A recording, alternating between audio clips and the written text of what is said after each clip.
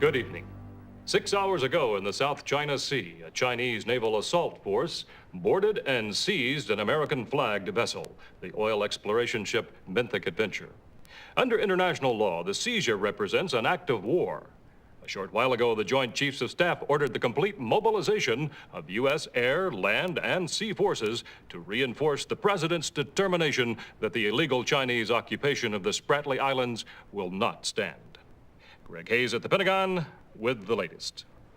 The fact that the Spratlys are a chain of islands in the South China Sea means the burden of any fighting would fall on the Navy's surface, air, and submarine forces. A 22-ship battle group led by the aircraft carrier USS Independence has been ordered to the area from Guam, where the Independence was on maneuvers.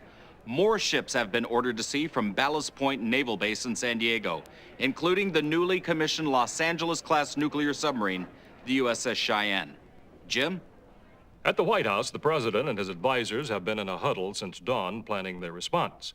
White House correspondent Sonia Marshall, what came out of that? Jim, the President has yet to appear in person. His press aide had this strong statement. China's illegal actions violate the Manila Accords of 1992 as well as the international law of the sea. The President opposes China's claim to the Spratly Islands and demands China immediately release the Benthic Adventure and withdraw. Jim, a top aide I spoke with just before this broadcast told me the President is 100% determined this occupation must end. He is prepared for war. If and when that war begins, America's fighting men and women will once again be put in harm's way. We've just made contact with the U.S. battle group heading for the South China Sea. TCN's Sally Jarvis is on board the USS Independence. Jim, I have to tell you that the Independence went into action against a Han-class submarine of the Chinese Navy that approached the battle group. A number of anti-submarine warfare helicopters lifted off, and as you can see, jet fighters are currently scrambling from the flight deck to reinforce the battle group's air perimeter.